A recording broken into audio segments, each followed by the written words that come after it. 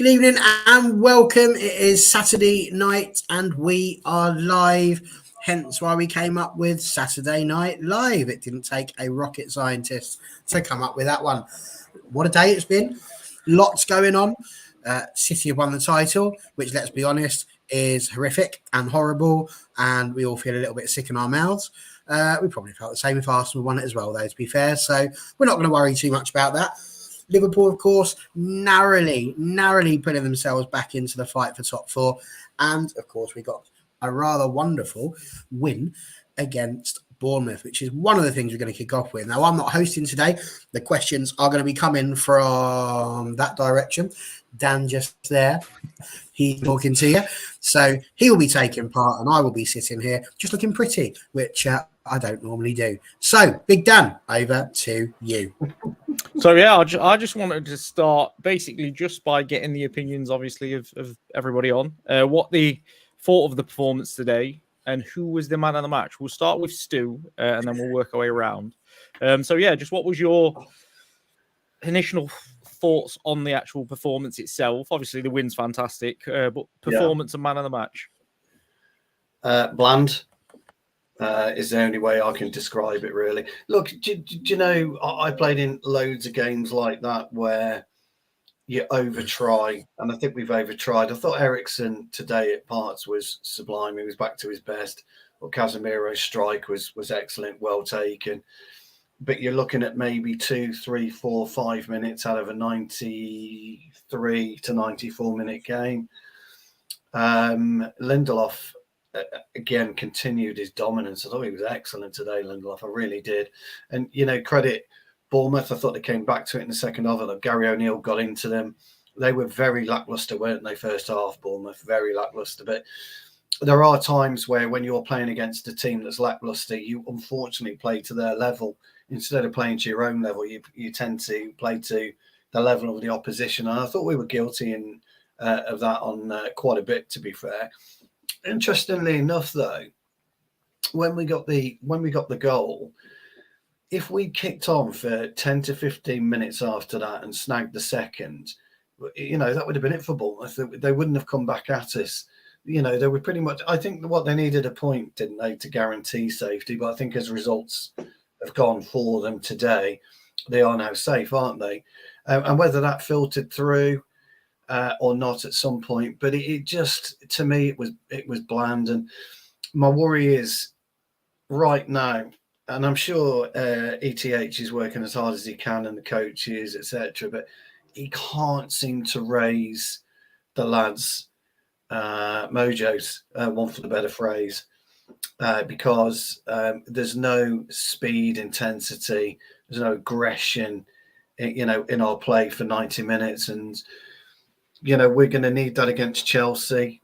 If Chelsea now get a result against City tomorrow, because it's, in fact, crikey, City-Chelsea, it's a dead rubber, isn't it, for both now? You know, Chelsea aren't going to go down. And so City will want to win because of the party side, but Lampard needs to win for his reputation. I mean, you know, Lampard's managerial reputation's on the line here. So we could be on the wrong end of it Thursday. And there's nothing to say we couldn't be at the wrong end of it against Fulham. And if Liverpool, you know, win their remaining game, we could actually lose this on goal difference. So my message is, yes, we should get a point out of City and Fulham. We should. But our players shouldn't be thinking anything more than we need to book our ideas up, because come June the 3rd, I think it is, isn't it? Is it the 3rd? We play City in the final. Yeah, Saturday the 3rd. Right now, we're going to get absolutely hammered by City. So he's got problems at the minute, Eric has. And Dan will know, both Dans actually, because I think we're on the same show. I said about 8 weeks ago, we would come into a period of real toughness because of our squad, because of the way that we had injuries, suspensions, etc. And it's proven to be right in many ways, but you expect your players and you expect the team as a whole to have dug themselves out of this by now, and I just think we're in this slump, this wallow, we're halfway down a well at the minute, and we're in between climbing out and falling further. And we've got to stop this so that we can give ourselves a chance against City. Because City right now, if I'm in the City dressing room, I'm thinking trouble all day long now. I really am, because they're going to turn over into Milan. We all know this. And right now they're going to turn us over. So I think it's really interesting. The next couple of, the next few days will be quite telling, I think, on how our season will end up.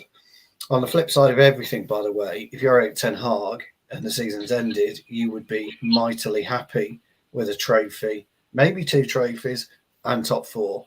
Okay, so you would. But as far this thing about City with a treble, is this why you got the old light blue on today? No, it just happens that I've got this on, unfortunately. But it's when you're a player, you've got to do everything in your power to stop this treble, and you've got to do everything in your power to get yourself over the line. And I don't think we did that today. I don't know what Dan's thoughts are, but I just thought we were bland, really, and we can't afford to be bland anymore. Yeah, go on then, Dan. Same to you. What did you make of the performance today? And who, in fact, Stu, you didn't say a man of the match. Did you go for Eriksen? No, I'm going to go for Lindelof. I thought he was excellent today. Fellow centre half. I would have patted him on the back if I was around today. I thought he was really, really good. Yeah, I really did. Same to you then, Dan. Same questions. So for me, my man of the match will go to Casemiro. I mean, Casemiro, he showed that why he's probably the contender for player of the season today. I felt like he was absolutely brilliant. He was back to his best, kind of like how Stu described Eriksen. For me, I felt like Eriksen was decent today. I think Eriksen's very inconsistent at the moment, but today was one of his better days. But for me, Casemiro, I mean, I've got his stats here, Dan, and obviously I know that you're a massive stat merchant yourself. But with Casemiro, we're having 4 clearances, 3 out of 3 aerial duels won, 93% pass completion, and 4 out of 4 tackles completed at the same time. I felt like he was back to his best today, and I felt like that with Casemiro, this is why we've missed him, because I feel like that this is why with a team like with our away form recently has been absolutely terrible, and defensively we've not been physical enough in the midfield. But thankfully Bournemouth didn't bring their A game, and it is a worry, because we are going to be going against Chelsea, we are going to go against Fulham, much more physical teams, and Man City in the FA Cup final. So we know that we're going to have to be a lot more physical in that department area. So this is why I said in my match preview that I personally, with McTominay back being fit, I would honestly explore the possibility and actually risk playing McTominay, because I do feel like that McTominay, we need that extra physicality in the midfield. And for me, Fred is playing very poor at the moment when he comes off the bench or whether he starts. I do think that he's very bang on average at the moment. Eriksen, for me, yes, brilliant creatively, but again, I've always thought he's a defensive liability. But again, with like Stu said, that the game was quite bland today, and if it wasn't for Casemiro's brilliant overhead kick or bicycle kick, whatever you want to say, I mean, it kind of looks like me trying to do a backflip on a trampoline where you get halfway and then you fall on your back. Like it was a good goal by Casemiro, and I didn't think he had that in his locker. But again, with this game, I felt like Stu was quite right. It was quite bland. Antony, for me, and Sancho were both very frustrating today. And at the end of the day, I personally feel like that. I'm not saying explore Garnacho or explore Rashford, but Sancho's future is looking very worrying. And I saw a tweet today, which I actually quite liked, and it said that, do you think Pellistri is getting a lack of game time because of Sancho's issues and Antony being Ten Hag's star signing?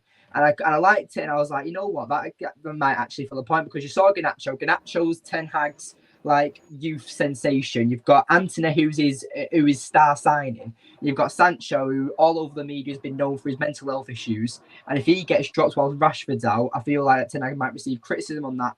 So do you think that, Dan, or anyone on the panel, do you think that's also down to Erik ten Hag's decision making, or do you think Sancho is just above Pellistri or Garnacho at that point? Because I personally feel like Garnacho's knocking on the door, ready to actually be taking Sancho's place while Rashford's injured.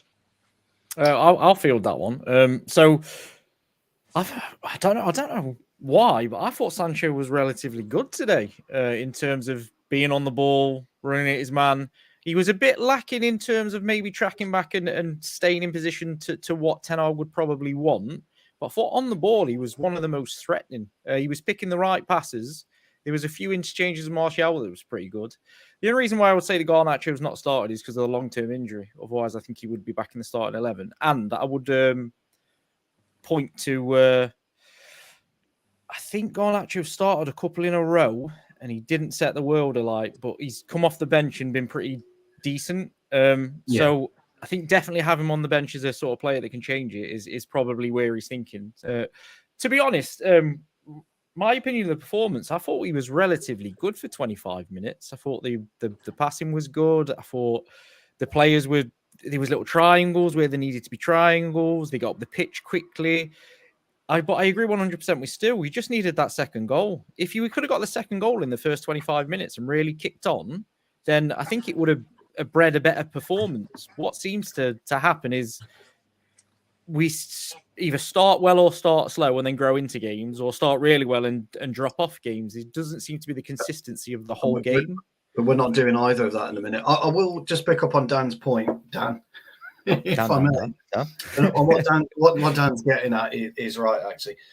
You're both right in many ways. He was okay today, but my God, his leaning angle and his ability to shrug off a defender and hold the ball, when a defender's challenging him and move it with pace is poor.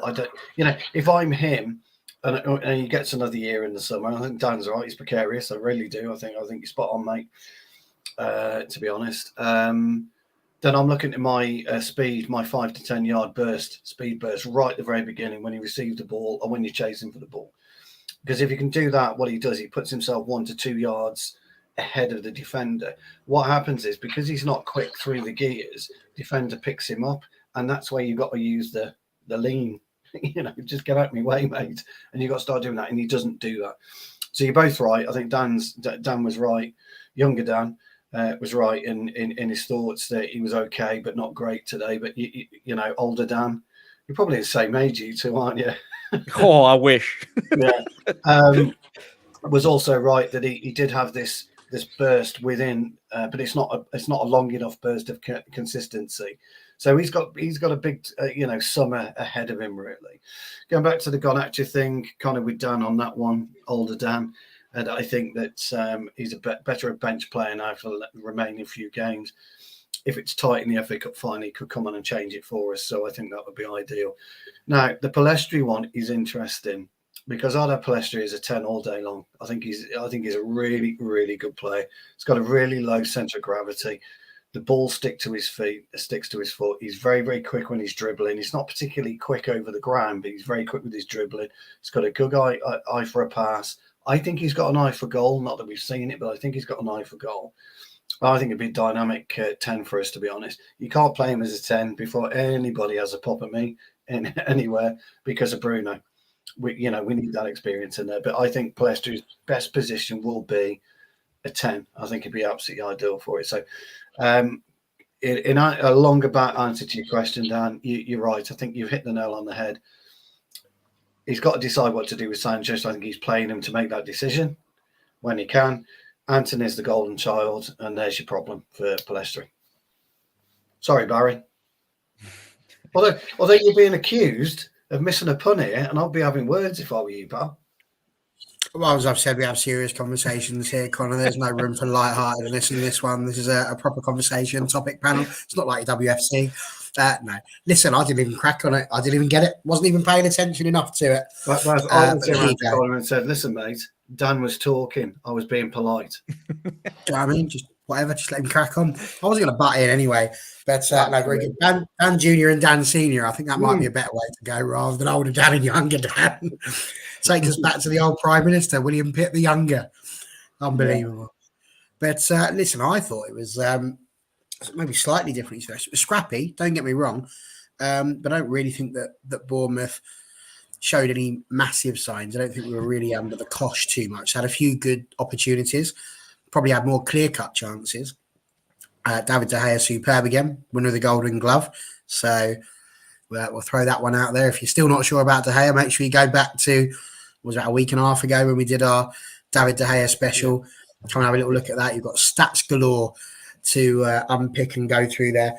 But I would certainly say on that show, you said he was directly responsible for only one clean sheet. Well, I think we can definitely make that 2 with today's performance, because he had some outstanding saves made today. So I think that's important. Dan Jr., as we're calling him right now, he had it on with regards to Casemiro. What a superb goal. How we managed to, he must do yoga or Pilates or something like that, because he was twisting his body in all sorts of contortionist positions. And it's superb. You know, there was no saving that. So he did really well to keep his eye on the ball. And absolutely, for me, he would be my choice for man of the match as well. I would have given honourable mentions to Eriksen. I thought he did very well. Luke Shaw, I thought, was quite good at left back.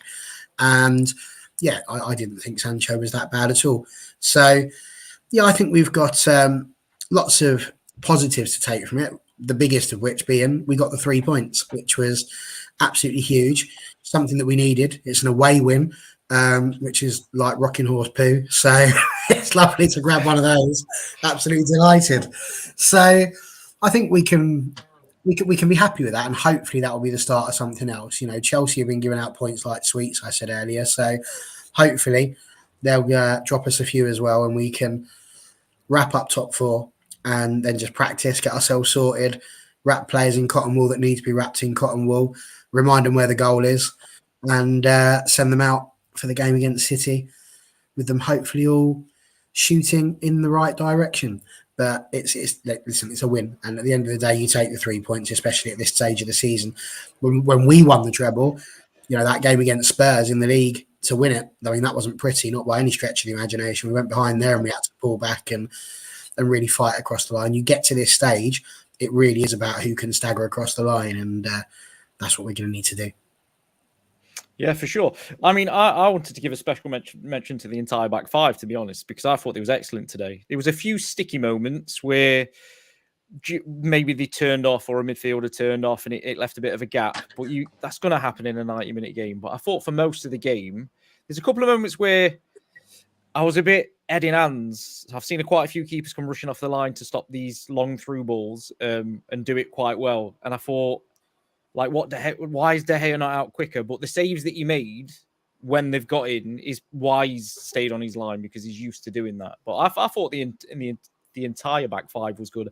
I actually thought, I can remember saying on the last show, I thought this was a shoo-in for a Maguire start with the long balls in and needing to keep possession. But Varane actually dealt with it so well today in terms of getting the ball. Right? Yeah. He was really, really strong. And even when Kiefer Moore on it, he was really good as well.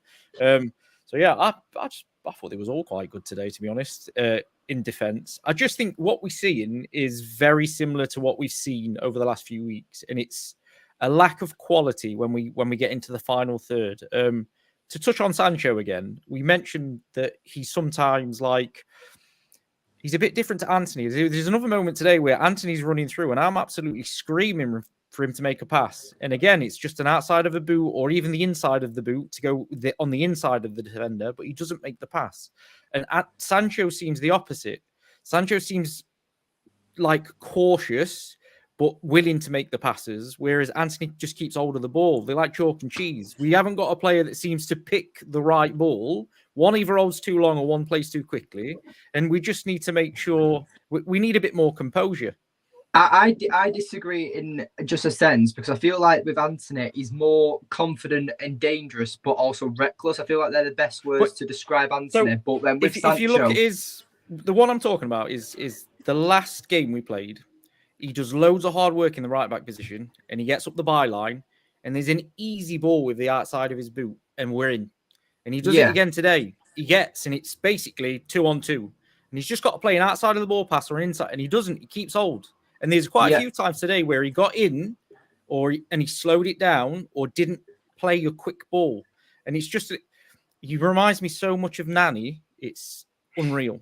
He just doesn't seem to have that, right, I need to play this ball now, but then he can smash them in from 30 yards, 20 yards. He just needs to sort of learn to get his head on a swivel. I said it to Stu. One of his teammates needs to have him in the changing rooms. Yeah, the thing is though, then that obviously that will come with obviously coaching and stuff. But with Sancho, is that me and Stu was talking about the coaching. So that particular bit we're talking about, Nani never got rid of that the entire time he was at Old Trafford and he had somebody like much bigger professionals probably chinning him in the change room saying, "What are you doing?" What's Anthony now? 22, 23? 23, I think. So he really should have learnt by now that that is when the ball should have gone. Whether you can coach him that, I don't know. The thing is, though, is that for me, I feel like with Salah and Mahrez, they're the kind of like the same style of players what Anthony is. Obviously, the inverted right winger who are very technical and not absolutely rapid. So for me, I feel like, is he absolutely blitz? Salah's absolutely rapid, yeah. All right, Mahrez then. Mahrez is a better example to use them, but. I've watched, obviously, we've watched Mahrez since he's come from Leicester, now at Man City. And if you watch Salah at Roma before he went to Man City, their playmaking ability only started developing as they got into their mid-20s. So I do feel like there's still time with Anthony. And I feel like that he's got so much to work on with his right foot, his playmaking. And I still feel like that he's got an eye for goal, which is what we need. Because when we've got Rashford out, we've got no one who actually has an eye for goal in that front three, in my opinion. Bruno frustrates me by hitting them 30, 40-yard goals and he goes completely over the bar. And he's supposed to be our playmaker. But Anthony, and then with Martial as well, I feel like that Martial does well back because if you watch Martial, especially with today, Sensei was constantly on him before he went off. And that's what Martial does great. Obviously, he doesn't make a lot of runs into the box, but he that little jog that he does, and then he keeps defenders on him at all times. So it kind of creates a little bit of space, and that's where the wingers like Sancho and Antony, they need to stop being mundane and like pretty much offering us nothing and actually start doing something. They need to stop being selfish. But for me, with Sancho, sometimes I'm screaming at the telly like just do something, because I feel like that he's scared to actually challenge a man. I feel like that when you're saying like you're giving him credit for like making that pass and then trying to do it, I feel like that Sancho needs to start working in his brain, like instead of doing one step at a time, like reading an instruction manual when you're building a chest or something. It's like, right, I put the hammer here and I whack the nail, right, next step. I feel like Anthony needs to be far ahead, like get all his nails together, get the hammer ready, and then do it all at once, or like a chessboard. You think of your next move before you even make your first. And I feel like he needs to be a bit more direct. I feel with Sancho in particular. So I think the exact opposite, and this is the wonderful thing about football. So you think he needs to? Well, he's got to learn to do like multiple moves before doing one. And I think Sancho in his head has got a picture of 4 or 5 different outcomes, but often doesn't get the run he needs, or someone else doesn't do what he's in his head that he wants them to do. So I had a conversation about if we signed a Harry Kane, and I'll pose the question to Barry actually, because I'm interested to know what he thinks about this.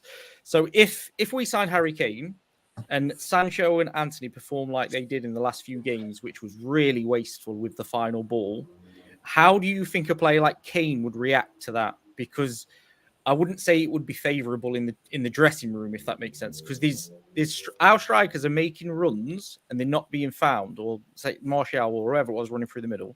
And I think they take too much time sometimes to play the ball, and they waste the opportunity. And Kane would be livid with some of what we see. The only reason why I say I think Kane will actually thrive off this, because I feel like it's the wingers that aren't getting the ball enough. So I feel like that, because like you said, Sancho isn't getting the chances to make them runs. We know how creative Kane is. We know how dangerous Kane is in front of goal. So if they could, like Heung-min Son, for example, Heung-min Son isn't the most creative winger, but when he's got Harry Kane and Kulusevski, them three, they all have their own individual I'm trying to think instruction almost. So for me, I feel like with Kane, he'll pass it out wide to the wingers, or if Bruno's making a run ahead of him, I feel like Kane will then be like, right, I've not got the ball now, I can then get forward into the box and hopefully someone finds it to my feet. But that's just my opinion anyway. I think the wingers will actually benefit off Kane more than Kane will benefit off the wingers. Right, go What on then, Barry Barry. did to you, sorry. Barry, Barry. It's impressive that one. I said all that without moving my mouth. What a ventriloquist I am. Listen, I think first of all the question is probably moot, because I think if you bring in Harry Kane, then Marcus Rashford starts out on the left wing to begin with, which is where I actually prefer him more often than not. And I think that's part of the problem. It comes down to having people that are dynamic on the wings. We've grown up in a style of football where you had the likes of Gary Neville and Dennis Irwin bombing along, overlapping the midfielders like David Beckham and Ryan Giggs. And when you had that, we've grown up in a world where we had such a good attack, and we don't have that so much anymore now. The game has changed. It's no longer 4-4-2 all of the time. You know, you've got all these different fancy ways of setting people up, which is effectively 4-4-2 or 4-3-3. And that's generally what they're doing. Some will call it 4-1-2, 1-2, all that sort of jazz, but it's really 4-4-2 or 4-3-3 is what you're aiming at. You've just moved them about a little bit. And I think if you put Rashford on, he's going to be more dynamic. He'll set up Kane a heck of a lot more. But I just don't think we have that. I mean, we've heard Stu say before about how we don't necessarily service Weghorst. I will note again that he had another shot today, straight at the goalkeeper, through the legs. So, once again, that barn door seems to be getting ever bigger. But we're not getting the ball in. We're not crossing the ball as much as we could do. We're not even getting to the byline as much as we could do and putting the ball back for people to have a strike on goal with. And I know you're probably going to bring up Rashford and how the goals have dried up. I feel like that's probably part of it, the fact that he's been pushed into the middle because of the fact that Weghorst hasn't been scoring and he was the only one that was. But we've known in general that Marcus Rashford has always been better coming in from the left-hand side. So I think if we do get Harry Kane, it would be tricky for him, because I don't know how we get the ball to him from the wings. It's going to come from, and this is why I don't entertain any slander against Bruno Fernandes, because for me, he's one of our top players. You know, you take Fernandes out of this team and we are in some serious, serious trouble. That man has dragged us up by our bootlaces, and he may not have had the Cantona effect, but he has certainly had a massive, massive impact on us regaining top four, should we get it this season, and performing in the way that we have. So, yeah, I think for me, he wouldn't take it. He wouldn't be happy with it. And, of course, he wouldn't be, because he'd always score goals, but he'd have to do a lot more work for creating it, or hope that someone like Fernandes is going to put it through to him. Or it's going to have to come from the likes of Shaw, Dalot, Malacia, and Wan-Bissaka would be my guess, really. And that's not ideal. You shouldn't really be hoping your fullbacks are going to be the ones servicing your attack. And I think that's the big thing. The goals have only come from Rashford this season, and that's a problem. I'm sure Stu's got an opinion on this one as well. So if you want to jump in there, Stu. I've always got an opinion. Look, the thing about the coaching side of stuff, and it makes me giggle a bit, really, because if you want to coach somebody to cross a football, your words are, oi, cross the fucking football. That's it. That's how you coach somebody across a football. What you can't coach is intelligence, or you aim to coach intelligence. That's what you try and do with a player. And maybe there are players that overthink it, and maybe there are players that don't overthink anything and just get their head down and run with it. Garnacho is probably a great example of changing his style slightly from when he started at the beginning of the season to where he is today, in terms of looking up and utilising the ball better. Anthony, if I'm in that dressing room with Anthony, I'd probably had him up the wall 2 or 3, 4 occasions this season for being an absolute tool and not playing to the strengths of players around him. And this really goes back to what Barry's saying. If you bring in somebody like Harry Kane, or you bring in a Victor Osimhen or whoever, who are box players, penalty box players, then you play to their strengths, okay? Ruud van Nistelrooy had the luxury of Giggs and Beckham. I mean, when you've got that luxury, you're going to score plenty of goals. Ruud van Nistelrooy in this team would take a shotgun to every training session and every match, and he'd shoot most of our players because he's not been serviced. Ruud van Nistelrooy, if he never scored, nobody would talk to him, be somewhere else, because he'd just kick off and he'd be moaning and whinging. And that's what we don't have, is that aggressive type player that's willing to do everything he can, stick his head in, 2 yards off the ground in the 6-yard box where everybody's kicking, an Andy Gray-esque, Barry, I know what I'm talking about. He was an absolute amazing exponent of the diving header, wasn't he, Bazza? He was just phenomenal. I can remember Andy Gray. Yeah, you don't see that anymore. You don't see that type of player anymore.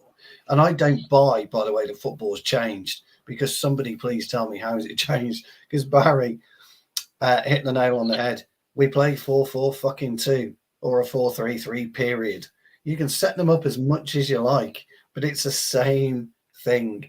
When we are defending, you defend as a 4-5-1 because you cover as much as you possibly can. You just cover the pitch. And when you attack sporadically. You don't attack in any type of formation. You can either attack as a flying V type thing. You can attack as ducks flying away from each other if you so wish. You can just attack through the middle, but you don't attack. The Mighty Ducks here. This is brilliant. Yeah, that's right. You don't attack. Where's Estevez? You just attack. You just attack as the way it unfolds. I mean, tomorrow, right? I'm a shameless plug here, but we're in a charity match against a bunch of old fogies like myself, and we'll just totter around, teeter around, but we'll look at what's happening and we'll watch the play develop. And once we've seen the play develop, that's how we'll play. We watch what the opposition do, how they develop their game, and we will adjust to develop our game to stifle them. And that's what football is, really. You can talk about coaches as much as you like. Sorry, Dan, I know coaching's, for your age group, pal, Dan Jr., I know coaching's a big thing. I get all that, mate, because I was coached at a very young age. I do. I really understand it. But it gets to a point, and you'll agree with this. I know you will, because you know football. It gets to a point where you've got to use your own fucking noggin. Yeah. I could be your own brain. Because football is sense, isn't it? And I always say this.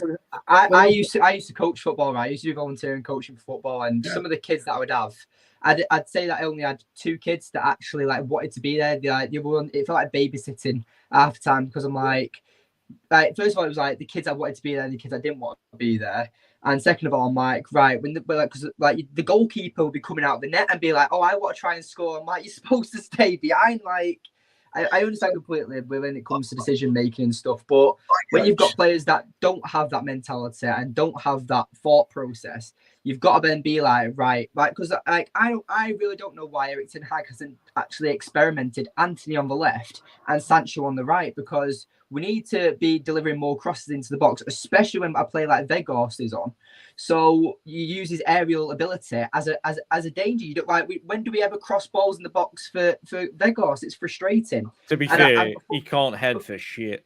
He can't. All right, when he gets the ball, it's not going in the goal. I mean, we can cross it in as much as we want. Do you see what I'm trying to say though? But I get what you mean. What about when we play West Ham, right? And Marcus Rashford headed the goal and made the first cross of the game, and he heads the ball. United don't actually cross enough. And before today's game, I've got the stat here that Bournemouth were 19th place for crosses in opposition's box with 426 all season.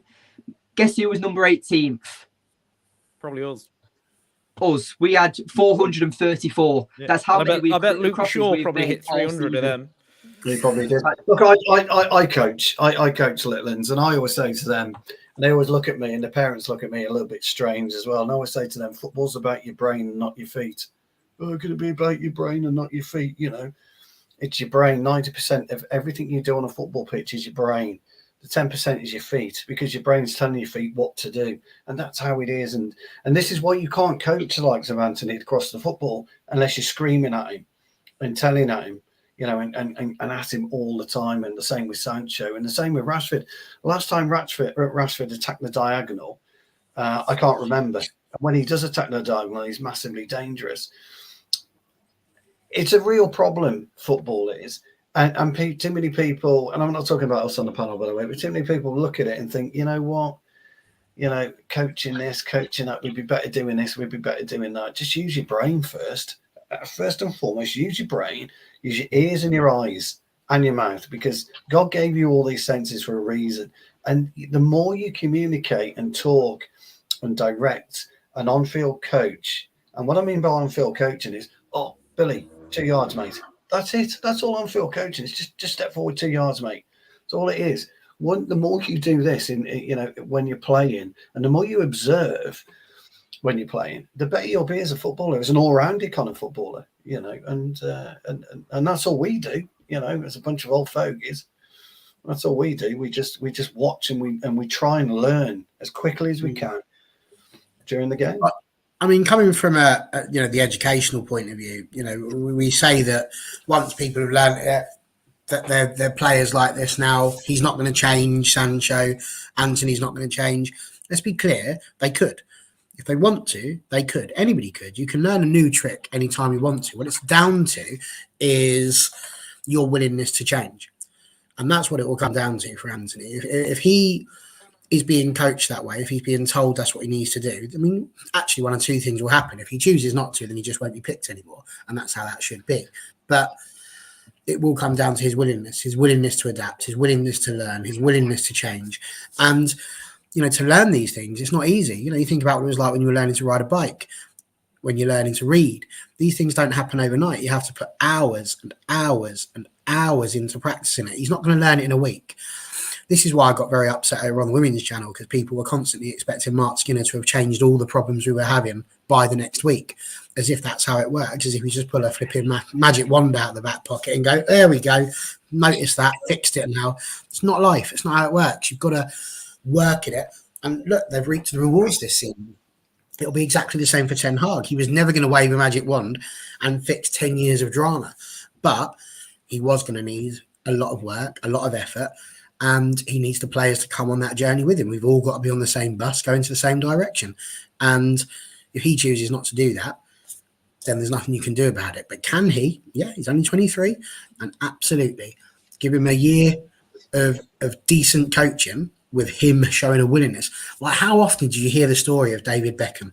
He didn't become the greatest crosser in the world, the best in a dead ball situation, just because he was given a God-given talent.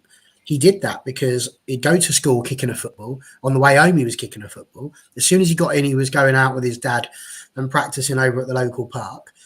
And he was the first person into training and the last person out of training, constantly sat there. While everybody else has gone off for the shower, he's there practicing his free kicks. Something that he learnt, by the way, off of a certain Eric Cantona who did the exact same thing.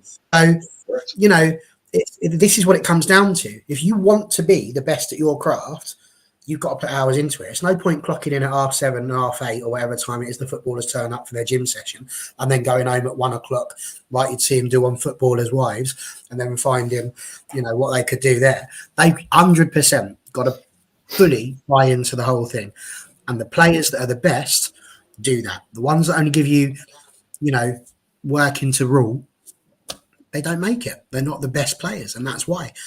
That's why we see so many youngsters fall through the cracks, because they're not willing to put in the hard yards that are required to earn the money they're earning. Correct. It's quite funny you say that as well, because there's these new like Instagram feeds and TikToks and everything. And it's like it says what time players arrive at training, and it's got like random clubs and random players, and you can instantly see the players that are arriving early have had absolute solid seasons. Like Ramsey from Villa is like one of the first in at Villa, and you would. From what you watch, you would definitely predict that he would be one of the first players in because of the way he plays and how well he's been playing. But no, I think I agree totally with what we're saying in everybody about what we're saying about Sancho and Anthony. I think if say Kane was to come in next season, I think Anthony would learn quicker to play these balls, because it's not necessarily training I'm talking about. It's having that player that that you're going to go into the dressing room and he's going to say to you, what you're doing, you should have played that pass. And it's not going to stop after one game. Harry Kane is going to be on him every single game, every single week, every single half time, saying, should have played that pass, and eventually he'll get fed up of hearing it, so he'll start playing the pass, I'd imagine, because it's the accountability. And I think I've seen a lot of stuff going round in terms of players to leave and stuff like that. And I think that is one thing that we've lacked a little bit of, and it's accountability from the players themselves, between themselves. So we've all seen a lot of team sheets going around. Dan did a video about who to sell, who to keep, and stuff like that. And a lot of the players you see getting sold in these teams have not been a feature this season at all. But then they're the problem for the sticky patch, if that makes sense. So there's got to be that self-accountability from the players that are still there and that will be there next season, that if the performance isn't good enough, it's on them as well. And it's an interesting one. Has anybody got anything else to add in terms of the game today before we move on to the next bit? I just have one more note. Is that none of us have mentioned Martial? Like, what were your thoughts on Martial today? Because obviously we know Stu's got plenty. Stu, I'll leave it to you then. I'll leave it to you, and I'll come back if I agree or disagree. No, to be honest, I've got plenty to say about it, but I've got very little to say. I'm fed up with him. I'm sorry. I'm just look. If I was, if I'm Fernandez and I'm Casemiro, I'm Eriksen, I'm just what the fuck are you doing? You're just playing with 10 men every game, and you can't have that. You've got to have somebody who's interested, somebody who can deliver, on the pitch. I say this to everybody, and I say it about myself. So as I cross that white line tomorrow, it's up to me to have the best influence I can on that game. It's up to me. And if I don't have that influence, then I've got to question myself. Everybody else can question me, but I've got to question myself as well. And he doesn't do that. There is no self-reflection in our squad whatsoever. There's no reflection with Martial. Our gaffer used to say to me, training starts at 6:30, you're late at 5:30. And that's how it should be. You should be there ready to go. And we don't have that mentality and that attitude apart from a small, slim pickings of players. And we know who those players are that drag us through games when we need them to do. Unfortunately, at the minute, you can't afford passengers. And I've said it before, whether we like Weghorst or not, it matters not. What does matter is our chance creation, clear-cut chance creation. Really suffers when he's not playing, because Martial, he's good at some bits. He's great at dribbling when he can be bothered. He can hold the play up when he can be bothered. But another game for me where he hasn't done anywhere near enough to warrant any kind of starting place. Yeah. Just talk about Weghorst quickly. Is that with me? I feel I said this when Weghorst first joined that. If Dan, we spoke about, if you remember, when we said that if Weghorst gets more than 5 goals, you can say it's a successful loan because of how he's not very his quality isn't the best, let's say, and we found that out as United fans. Yeah, but with Weghorst, you're absolutely right with the pressing ability of what he does. He drains defenders. Yes, he's not the quickest, but you can see that he always keep the defenders having to react a lot quicker. But when Martial's just there jogging, not even pressing him, you just let them be able to play out from the back and stuff, and then they can then build up in possession and stuff. So I completely agree with that. But I really thought that having Weghorst as a substitution would actually benefit us a lot more, because if you're bringing Weghorst on with 20 minutes to go, and you've got Weghorst who's a pressing machine, and then Bournemouth are trying to get a goal, maybe to try and secure their Premier League, secure a place in the Premier League, then I thought Weghorst would be a lot more impactful. But maybe it's starting Weghorst, actually draining the defenders a lot earlier, and then bringing someone like Martial, Garnacho on, who can get in behind their defensive lines and make an impact. So maybe that's something Eric Ten Hag should experiment. But I don't think Weghorst has the capability, unfortunately. Barry, it sounded like you had something to say on that one, mate. I was just going to say that in the match, he had 3 shots, Martial, in 57 minutes of football. One was a miss, and the other 2 were blocked. So he weren't even getting them off to get the goalkeeper to make a save. As much as I listen, the world and his wife knows that I've got no time for Weghorst leading our front line in terms of when it comes to goal scoring, none whatsoever. But he had 1 shot, and he at least forced the goalkeeper to make a save. Anthony's got to do that. Martial, and the other one, to be fair, he can do a bit better at that. But yeah, for me, it was just that he's got to work the keeper more and get that space. And this is what's so frustrating about him, because he's so bloody capable. His debut for us was immense. The way that he came on and performed in that game was superb. He's so inconsistent. He's like living in one of those rented houses where the water's never quite spot on. It's constantly going hot and cold, hot and cold, hot and cold, no matter whether you've got it. And that's him. And he needs to be more of a Mansion. Anthony Mansion. That's what he needs to be. Yeah. Well, let me tell you, from a centre-half's point of view, as soon as the team sheet comes in and it's Martial, I'm thinking, easier day. That's bad. That's really bad. You should never be thinking that.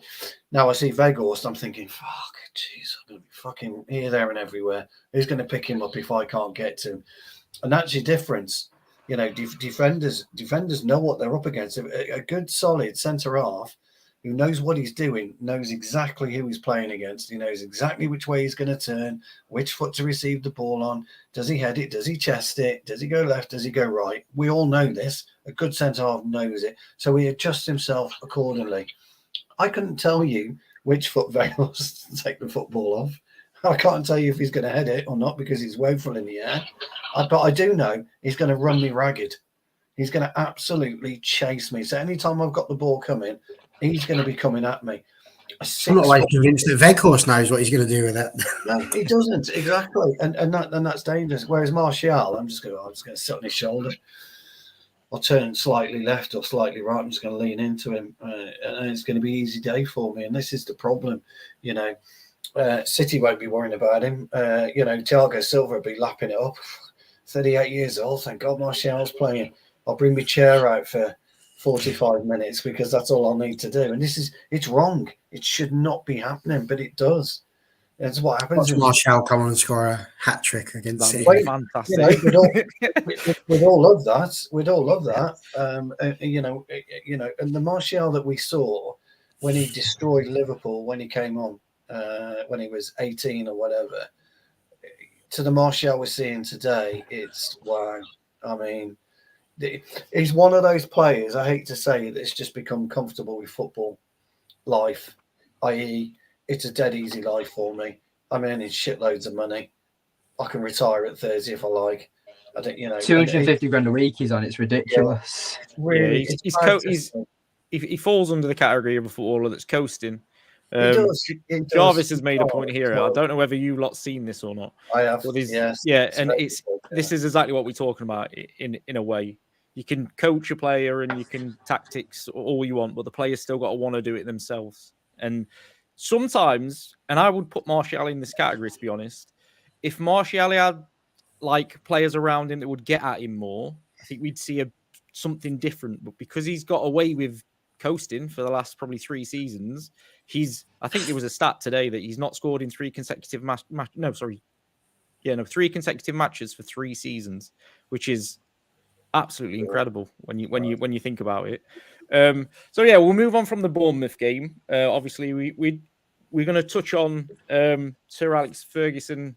It's been 10 years, if you can believe that. I just want everyone's opinion on the great man himself and how and why we've struggled so to replace the success. Well, I think I'll kick off with that one. Sir Alex Ferguson is the greatest football manager that ever lived, is my response in that one, which is a bold statement to make, but I think the best. This guy, I mean, I think it was Andy Goldbridge. I don't often listen to TalkSport, but he listed these things off again. He took Aberdeen to win a title. He took Aberdeen to European victory. They beat Real Madrid. Aberdeen, look them up. They're not that big. They're not that good. St Johnstone, he introduced youth football to them and gave them a structure to understand what they needed to do rather than just concentrating on, playing the way that they were playing. He came to a Manchester United side that hadn't won the title in over 20 years at the time that he arrived. And he transformed us. He built us from a side that was also Rans, nearly theirs, big names, but not at the level we needed to be. And he put a structure in place for us. He, don't ever underestimate the work that Matt Busby and Murphy did. Absolutely. They were the firsts and the originals. But Fergie took that and ran with it. Fergie's fledglings, superb. And the way that he built him, he don't win anything with kids. Unlucky Hansen, that ball's due right up. He's not been on Match of the Day since, has he? So he just shut people up left, right, and centre. He knew how to deal with people. He had the right attitude. He never let people get bigger than the club, whilst understanding that he himself probably wasn't really bigger than the club, even though we all revered him as much as we did. So he's just unreal, and he's not really replaceable. When you talk about him in the pantheon of greatness of managers that there are, trying to replace him is mad. Like, it's not easy at all. I actually still fall in the camp of people that felt sorry for David Moyes. Because number one, what a job to have to come in and try and replace Alex Ferguson.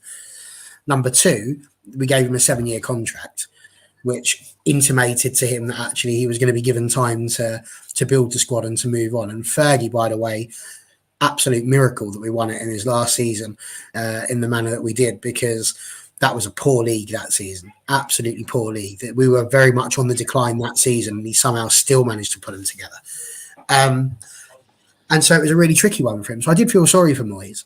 But then after that, the board just went mental. They started employing people based on reputation and didn't really think things through. They were looking for short-term success rather than thinking about the long term. And that caused a massive problem. You know, Mourinho was always going to win something because that's what he does. But he was also going to cause trouble, and that's what he did. And Van Gaal, yeah, lovely guy, won something. It will always be going down in legend for calling Chris Smalling Mike, and for the wonderful way in which he sang his own Louis Van Gaal's Red and White Army. But other than that, he sent me to sleep. Jose Mourinho nearly turned me off of football altogether because it was just that appalling to watch and that boring. It took Ole Gunnar Solskjaer to rekindle a real desire and a real love for this football club, because it meant something again. I knew that he loved the club. I knew that Fergie loved the club. Van Gaal and Mourinho were just people that were doing a job. It didn't mean anything to them. I get the feeling with Ten Hag, it means something to him. It's personal. It's not just a job. He doesn't just want to do it for his CV. It means something to him. He understands the fabric of the club, and I think that's important. So, you know, as far as Fergie goes, best there's ever been, probably the best there ever will be. I can't see anybody ever dominating a league, unless it's in Scotland, in the manner that he did.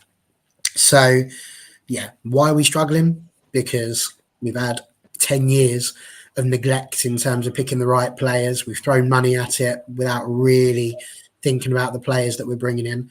And as a result, it's left us a little bit in the lurch. That would be what I would say about it. I'm just going to sprinkle a few stats in before we get so unusual. Opinion. Yeah, it's like I never do it. So in the 10 years that he's been gone, we've had 8 different managers, which is absolutely incredible. I can remember them all, but I can't ever remember it being 8. It's like I've shut off some of them. It's going to include Carrick and Giggs, though, isn't it? Which is a little bit.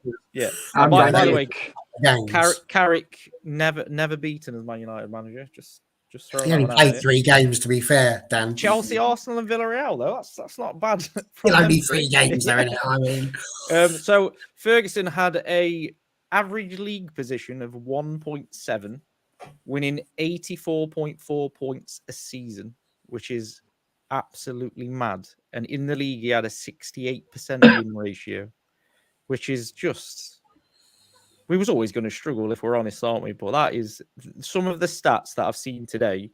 Even like there's some really obscure ones like goal difference. In his time in the league, we had a goal difference of 632 in 578 games, which is just it's like 1.94 goals a game or something like that. It's absolutely astonishing when you really look into it. And before we move on to Dan and Stu, we just I think the club had such good balance with him. Not only, obviously, it helps that we was winning. That's always going to balance the club out winning. But having Gill in the top office and Fergie underneath, and even before, I can't remember his name. He went to Chelsea. Kenyon, sorry, yeah, Kenyon did a good job as well. So it's just madness. So yeah, same question to you, Stu. Look, I famously come on here and people talk about the importance of the captain, and I dismiss it because I never pay any attention to my captain, etc., etc. But I always pay attention to the gaffer. Always, when the gaffer speaks, I listen, and I'm there intently listening to what he's got to say.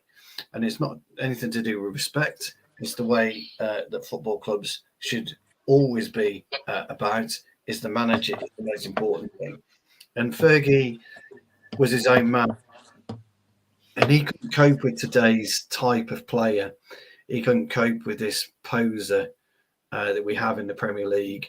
He couldn't cope with agents doing what they do today. He couldn't cope with social media. He wouldn't allow social media, and he couldn't cope with that. So for him, he saw what was happening with the way that football was changing from a modern style, and he felt it wasn't right for him. But he was his own man, and when you have your own man in charge of the team, of the club, and the way that things are done, then you have to follow his way or you move on. Player power has been the biggest thing that managers post Fergie have had to deal with. And I don't agree with player power. My opinion is, as soon as you sign that contract, you signed a contract to the club. You play for the manager, you play for the fans. You don't worry about what goes in your bank account. You worry about what you do on a Saturday afternoon or a Wednesday evening. That's what you worry about. And unfortunately, these players don't. These players today, and it's in most clubs, Ivan Toney, what an idiot. I mean, he's ruined an exceptionally promising career because he couldn't keep his hands out of. Now look, people are turning and say, you're being overly harsh. Betting is a problem. It's a gambling addiction. I get all of this. I do. But there should be people around them to be able to comfort them. Our number 11, exactly the same. He just destroyed his life because he got too much money at too young an age. When you've got somebody, and I'm not even, people say Fergie was a disciplinarian. He wasn't. He was a pragmatist. Little things like, you don't get to wear coloured boots. I'm not interested in that when you're a youth team player. These little things are all about, mate, you haven't made it yet, and you're not going to make it until I tell you you've made it. Whereas today, our youth team, most of our youth team players, Dan's age, 19, 20, 21, earning 5, 6, 7 grand a week. There's a lad at Chelsea, a local lad at Chelsea who I know. In fact, I coached him years ago. He's gone to play for Chelsea under 23s now. He's on 15 grand a week and he's 19 years old. He's not got a hope of making the first team. Not a hope in hell. He's, not because he's not good enough. He just won't have a chance of getting into the first team. Box is right about the way that City, have broken the financial rules, and things of this nature. But when you walked into that dressing room, or when you walk into any dressing room, you have to walk in with a collective purpose. And that collective purpose is to get behind the manager, for the manager to get behind the players. And this hasn't happened. And there's a variety of different clubs this happens to. It's not just us. It's a load of clubs. But you've got to be able to look around, to the player to your left and your right, and then look at the manager and look at the coaching staff. And are we in this together? Or is he and his mate talking about the next Ferrari he's going to buy? Because if you are talking about the next Ferrari we're going to buy when the coaches are trying to tell us how we want to play, then go somewhere else, mate. I don't want to be. Don't be pulling the shirt on and walking out the pitch with me. You have to move everything around. And professional footballers today forget it's work. They forget they're working for a living. They don't kind of understand it's work. They get up in the morning. Yeah, I'll be in for 10 or whatever. I'll do my gym session and I go out. And there is no real coaching that happens anymore. It's all about honing your skills still and things of that nature. The coaching actually, not that there is, it's just verbal about what, how we're going to set up and what we're going to try and do in certain aspects of the game. But you should be learning that as a footballer anyway. You know that you've got City coming up at the weekend. You should do everything you can outside the club to see what City are doing, see how Bernardo Silva plays, see what little pockets he picks up. Because it's not rocket science today. Football isn't rocket science anymore. When Sir Alex was taking Aberdeen to the European Cup final, when he was beating the likes of Rangers and Celtic, when he came down to the UK, to England, to Manchester United, and had a couple of tough years. He was understanding football. He was learning football. Players today, managers today, don't want to learn football. They can get fast tracked. I could go on to the Football Association of Wales and get fast tracked over the next 3 years if I wanted to pay for it and get my UEFA A license, B and C, and a super license if I wanted to, and go into football that way. They're just everything. The problem that I've got with football today and managers today, everything I like about football, I don't like anymore. It's completely wrong. It's horrible. It's a cesspit. Football as a whole. It's all about money. Everything's about money. So Alex Ferguson believed that I'm the manager. I should be the highest paid. There is not a play. David De Gea wouldn't be on 350 grand a week. No chance. 375. 375. No chance. You know, and this is why people are having a pop at, looking at Ten Hag and saying, we'll never get away with 200 grand a week. Of course they will. There are times where clubs, managers, you've got to stand. You've got to take a stand against players. If some idiot comes into you and says, I want 300 grand a week, go away and come back with a revised offer, mate, because we're not impressed. I'm not interested in that anymore. It's all about money for these guys. And so Barry's right, that he eloquently went through the managers we've had since Sir Alex, and I don't need to do that because Barry's covered it all. But you've got some top quality managers there that have allowed these players to ride roughshod over them. Okay, Eric Ten Hag has done it to an extent, but he hasn't made the ballsy decisions that Sir Alex would have made, where, people will say, should he have chucked a boot at David Beckham? Yeah, why not? Get on with it. Just chuck a boot at Beckham. I don't care. Do the same. Do the same with Martial. Just do something. These players that are in that dressing room have got to learn to shut the fuck up when the manager walks through the door and listen to what he's got to say. And I'm hoping that Eric Ten Hag will bring that back. But can you get back to the way that Fergie operated? No.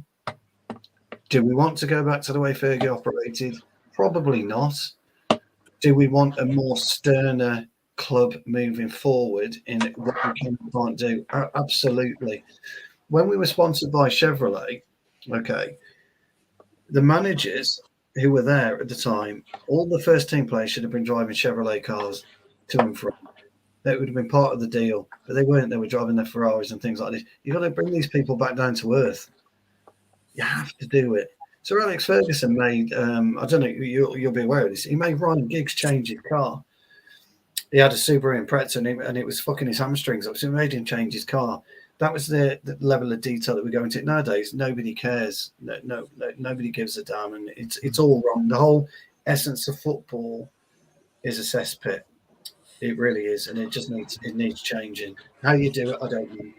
I know that Dan's going to jump in, but I just wanted to just quickly address what Stu was saying there at the end about how will it go back to how it was with Fergie. No, it won't. But one way in which it does need to is the way in which those players didn't just play for Manchester United; they played for him. That's right. Ronaldo and that love story between Ronaldo and United was massively down to Ferguson. He was like his second dad. And then when his dad passed away, he was there for him.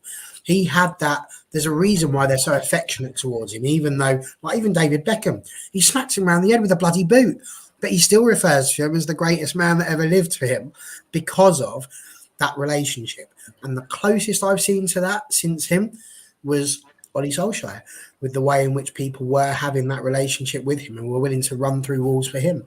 So that's what it is. That's what Ten Hag needs to get him to do, run through walls. Not literally, like, because they should want to do it though, Baz. You pull on the greatest football shirt on the planet. You should want to run through walls.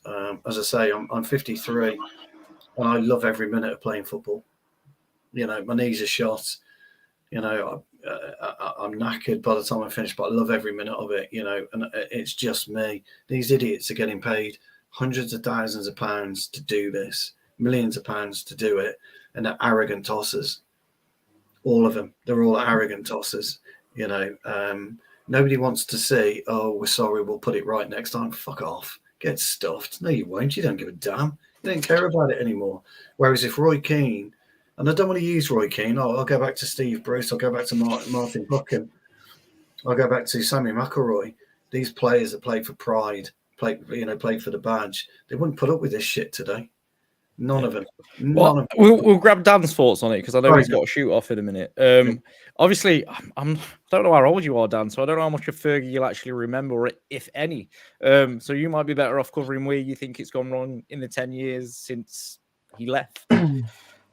For me, I feel like Fergie is probably one of the most disrespected managers of all time, especially from opposite fan bases. I mean, you've got the likes of what's it called? A Bonglaho on Talk Sport talking about how Pep Guardiola is already a better manager than Alex Ferguson, and you've got like Ancelotti, Jurgen Klopp in the mention as well. I feel like none of them have a chance.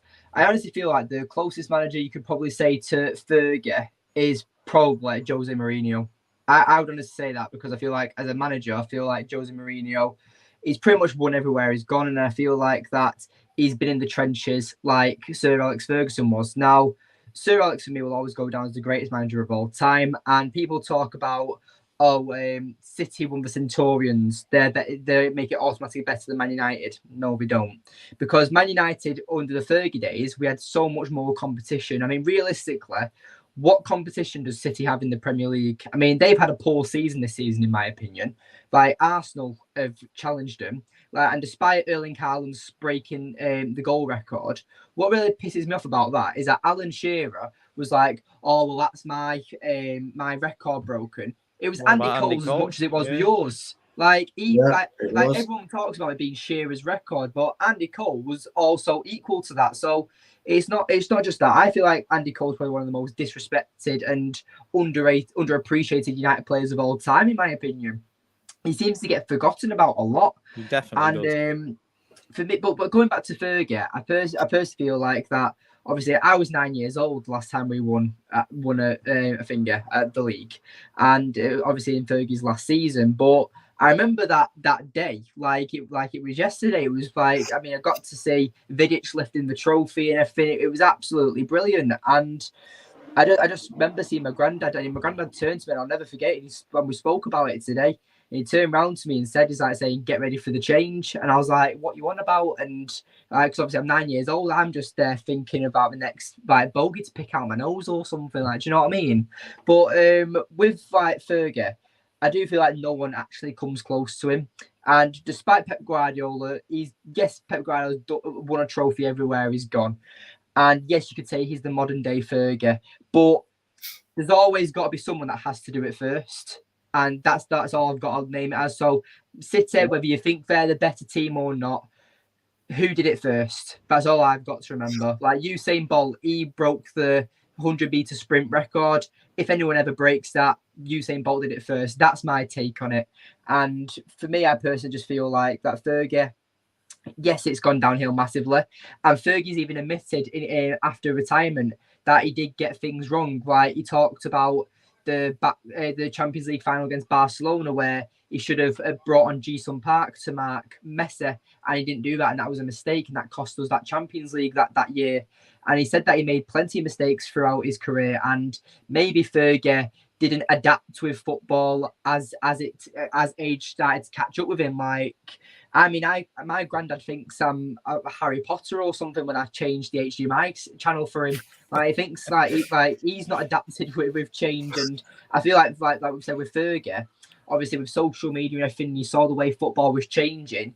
He decided not to pack it in because obviously he was getting on a bit at the same time. But I personally feel like Fergie knew as well, with the rise of Man City constantly challenging him, obviously with like Liverpool also starting to get better and better.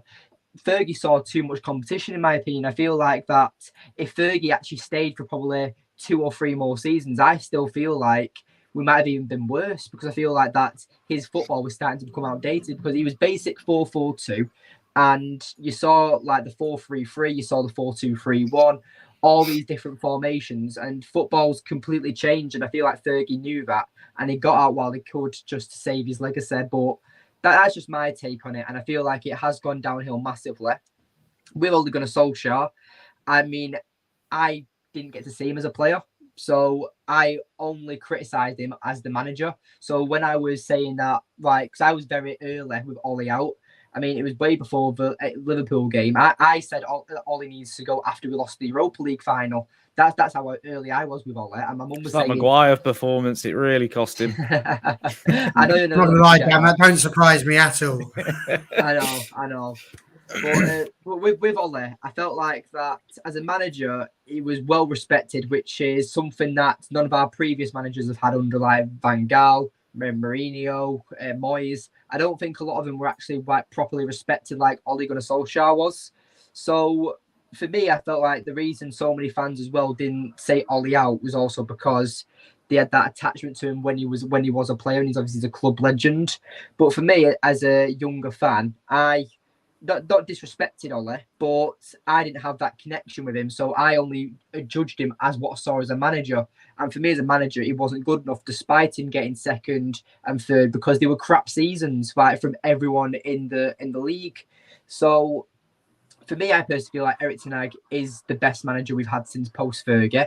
He's got the players like sorted, really, because like realistically, I saw a stat, obviously, Dan, you'll like this stat, about players that we should have kept. So this time last year, over 50,000 Man United fans did like keep or sell for the players that we had a year ago. And Marcus Rashford was like 13% of people were saying to keep him. And Jadon Sancho was like 89% of keeping and stuff. And you just see how much changes in a year. And I feel like so many people, like especially in our own fan base, forget what Erik ten Hag has done in the short time space he's been here. So for me, I feel like the future is very bright with Erik ten Hag, and I look forward to seeing what happens with Erik ten Hag. But for me, yes, Fergie will always go down as the greatest manager of all time. Yeah, nice. Well, we'll let you jump off then, Dan. Seems you've got to shoot off, and we'll hopefully see you on another one soon. Yeah, appreciate the invite. Thanks, guys. I really do. See you, Dan. All right, cheers. Take care. Ta-ra, mate. So I just wanted to go back to Stu's point a minute ago about the kind of players that we've got, and I can always remember. In fact, I can remember the story, and I can actually remember it happening. And Danny Welbeck came up to the first team. I think he scored 1 or 2 goals in a game, and he did this celebration. And I can remember the camera panning to Fergie, who looked fuming.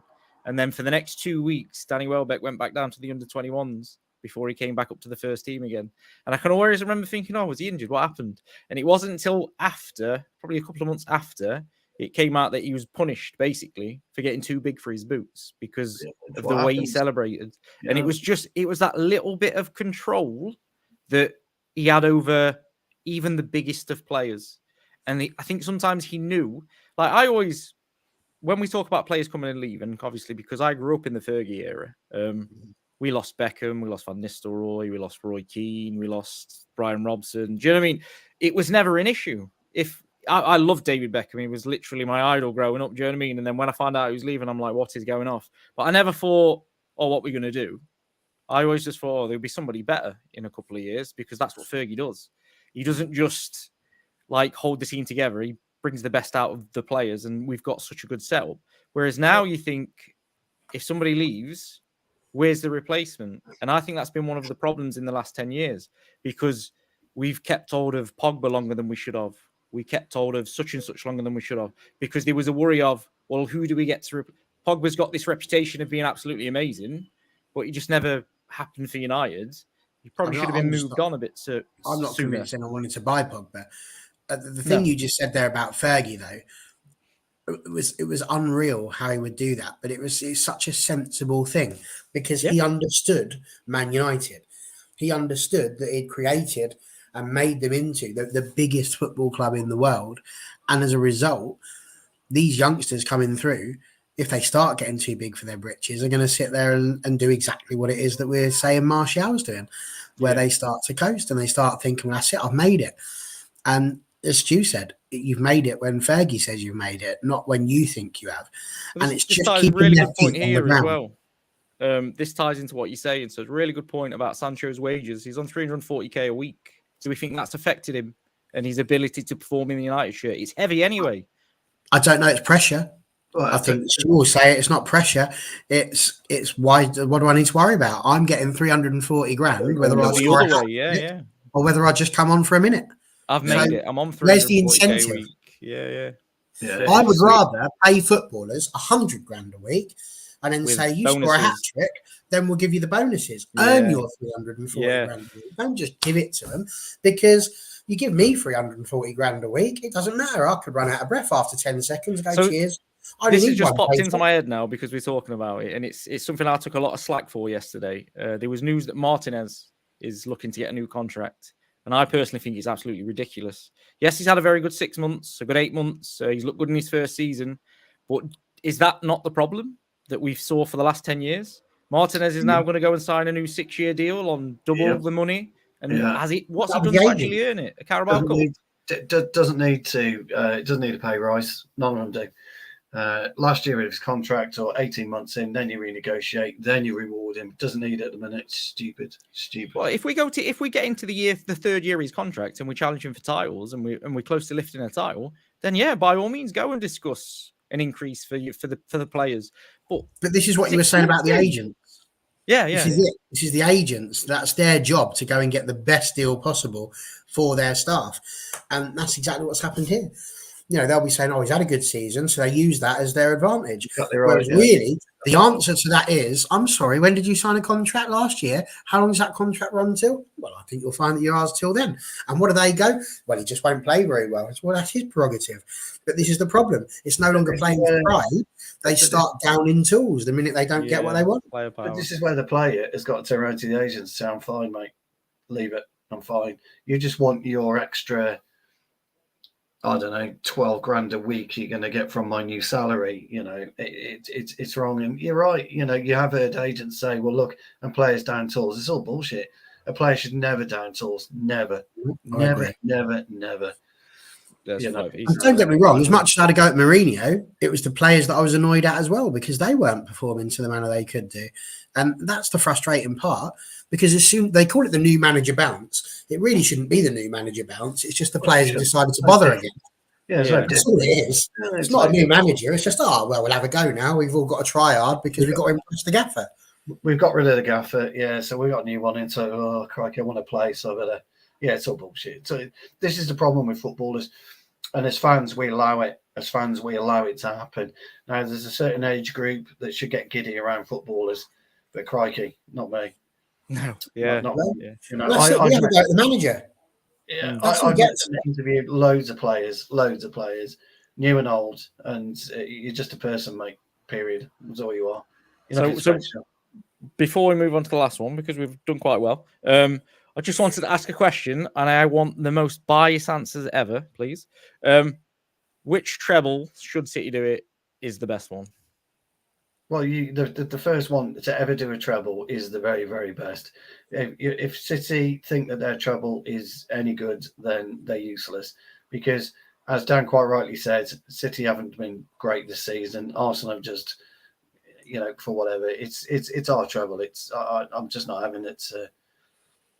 I'm not having the City. I mean, City have come out, didn't they, a couple of days ago, saying they're now going to sue the Premier League over these allegations. That, to me, suggests that they know exactly what's going to happen.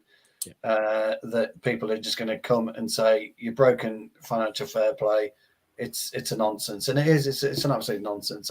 City are a horrible, horrible football club. And I just hope whatever happens with our ownership, we don't do anything and turn into anything like that cesspit across the way, because it's a horrible club. Everything about them is horrible. It's just, even their fans, they're fans who don't get football. It's like it's like you listen to somebody who quotes you sections of the law and all that kind of bollocks. All they've done is read some words with absolutely no knowledge of the meaning of those words. City are exactly the same when it comes to football. They just go to a football match with no knowledge of the game. It's all bollocks. I hate them. Perfect answer. What about you, Barry? Okay, so number one, when we won the league, like I said, we went on to beat Spurs, and it was a bloody good game. Very enjoyable. We won 2-1. Won a great goal, I think, from Paul Scholes, if I remember correctly. Did Les Ferdinand score in that game? He might have done. He did occasionally. Les Ferdinand opened it. I think Scholes levelled it, and then Andy Cole chipped. I can remember the chip. Chipped the keeper. But you had a great game, and we won it. They've not done that today, have they? They won due to the fact that Arsenal weren't able to beat Nottingham Forest. Just let that sink in for a moment. So that's the first thing. They won it that way. Let's be clear. Manchester City won the league this year because Arsenal turned into Spurs. That's the reason City won the league. City didn't win the league. It was virtually, I mean, don't get me wrong, they did have to win matches, but it was handed to them by Arsenal capitulating. If they managed to win in the FA Cup, fair play to them, but I can't see it happening. The thing that was brilliant about our treble was the absolute journey we went on, because it's not just about those three finals. It's not just about the game at Spurs. It's not just about the game against Newcastle, and it's not just about the game at Barcelona. We won that in the last few. Munich at the bar, they were ahead throughout most of that game, but it's not remembered for that. It's remembered for that last 3 minutes. The big goalies come up. Can Manchester United score? They always score. They're not going to have this. The City, the one word they've got that is memorable for them is Martin Tyler. Aguero. Yeah. Aguero! And that was still on goal difference. Don't get me wrong. I hated it. I hated it when it happened. But even I had to have a little chuckle and just go, oh, for God's sake. It's unbelievable. Because if I didn't, I'd cry. Yeah. But that's it. That's their moment. We're talking about a Roy Keane who just says, I just did my job, even though he was sent off in the semi-final and knew that he was going to miss that final. So did Paul Scholes. Scholes was banned, yeah. And that midfield, that semi-final was huge because we were behind in that one, but we came back. Do I need to talk to you about Dennis Irwin getting his first ever red card in a game against Arsenal in the semi-final? And then Ryan Giggs revealing to everyone what a hairy chest he's got after taking apart the strongest defence in the league, apparently, that season. He waltzed around about 4 of them before smashing the ball in the top of the net. So when you are talking about a treble, it's not just about the fact you've won it. It's not even just about the first time you've won it, because we talk about being the first English club to win the European Cup. But we can only say that because Celtic won it the year before. Otherwise, we'd be the first British club to have won the European Cup. So we've got all of those things that you can throw in. It's about how you do it and the class with which you do it. The most memorable treble will be ours. And that's nothing to do with bias. That's just to do with you watch that season. It was unbelievable. The entertainment value that you had. They've just bought a sharpshooter who's literally scored them everything they need to score. So, that winner in the fourth round. What a journey. They've had the magic tablets, haven't they, the last 6 weeks? Their fitness level is so far above everyone else's in the Premier League. It's a joke. They've had the magic tablets again. So I tried. The reason I asked this question is because I tried to be. So I had this conversation on Twitter, which is not the best place to have this conversation, by the way. My inbox has been full twice in the space of about 3 days because I said, the rules have been changed, in my opinion, to make it easier. We can make 5 substitutions now. No longer do yellow cards matter if you get them in a semi-final. You have to be sent off to miss the final. You talk about stuff like the League Cup now goes straight to penalties, which takes games away in the season if you want to go further in the League Cup as well. There's loads of different reasons. Away goals don't count anymore. So that the amount of times we've probably gone out on away goals is something ridiculous. I can always remember struggling to Porto. Would be a prime example. Yeah. Last minute equalizers. Yeah. Bayern Munich was another one I can remember. Basically, my point was it's just a little bit easier. If you ignore the alleged corruption, I still personally feel they've made it easier for teams going forward to get further into competitions, to manage squads better. Like even the 5 sub thing, it's easier to keep a squad of players happy when you can make 5 substitutions than when you had a squad and you could only make 3 and you could have less players on the bench. And there were so many more factors to it outside of the obvious that makes the difference. But for me, I agree totally. I think it just comes down to the journey to it is not the same. From the start of City Club 10 years ago, the official start of City Club 10 years ago, to now, all the background stuff. And then the route to the final of the Champions League's unheard of in terms of they play Real Madrid of note, and that's pretty much it. In terms of, and Real Madrid are an aging squad and pushing. Do you know what I mean? 13 points off Barcelona or something. Did Yeah, Barcelona they've not had the best of season themselves. It just feels, for me, when at the start of every season, when you say who's going to win the FA Cup, I go, should be Man City. And who's going to win league? Well, it should be Man City. Who's going to win the Champions League? It should be Man City, because of the way they've set themselves up and the way they've everything's alleged. It's all in their favour. A failure for Man City is not winning every trophy. If they don't win the Premier League, in my opinion, why? How? How's that happened? You've literally got someone called, so the other one was someone called Pepper Genius, and I came back with, what is genius about a play? Basically, if a player doesn't work, go in and buy another one until that player works. He did it with the goalkeepers. He did it with his centre backs. He did it with his right backs. He did it with his left wing, right wing, couple of midfielders. He literally, if a player wasn't working, he just got a new one. And I don't see the genius. And I made the argument of, and I think Klopp's been stuck with this. Klopp's wanted a new midfielder for 4 seasons. He can't have one. You can't go and spend 120 million and get a new one. They won't allow it. So I just think it's heavily in City's favour. Let me say there's a couple of things. There's a couple of things really. City wouldn't have gone away to Juventus when you got one of the most prolific strikers in Inzaghi in Europe at that time. Fergie famously once said the kid was born offside. He was unbelievable. Inzaghi played the line better than I've ever seen it. And you had some of the players that they had then, Buffon in goal, and just some of the players that they had. And then you've got Guardiola, and they're saying Guardiola's a genius. Guardiola couldn't lose with the Barcelona squad he inherited. And then he goes to Bayern Munich. You couldn't lose with the Bayern Munich squad you inherited. He's never built a side from scratch with no money, Guardiola. Never. And as JR quite brilliantly says, Dr. Fuentes and Pep Guardiola, 6 fitness coaches, and he's absolutely, So I feel like I've got to say alleged again because I don't want to get sued. No, it's all alleged. But yeah. The reasons it is all alleged. We know what he's talking about. But Guardiola's had this hanging over him at Barcelona. He had it hung over him at Bayern Munich as well. If you put Dr. Fuentes and Pep back together, do you get Dr. Pepper? Yeah, you probably do. Yeah, brilliant. Let's wrap it up, Dan. Yeah, so we'll have a quick. What do we think is going to happen against Chelsea, and then we'll shift on. We'll start with Stu. Easy, we'll win. Oh, I love it. I love the confidence. We'll win. Top 4 sorted. Happy days. One question: do you think he'll play for a draw? No. No. Good. I hope not. I really hope not. I really wish that Villa could have held out today, and it would have just been. I don't know what we're going to do at Chelsea. I'll see tomorrow. I'll make a decision about how they play tomorrow. About what I go. It's the Thursday night game, isn't it? Thursday night, yeah. It's a very strange one. It's our last home game, isn't it? Oh no, we've got Fulham. No, we've got Fulham at home. But Fulham, yeah. It would be nice to secure Champions League football on a Thursday night. That would be quite the turnaround. Wouldn't it? And quite symbolic because it would be the last of our Thursday night games. That would be fantastic. Yeah, in fact, to the Tuesday and a Wednesday. Yeah.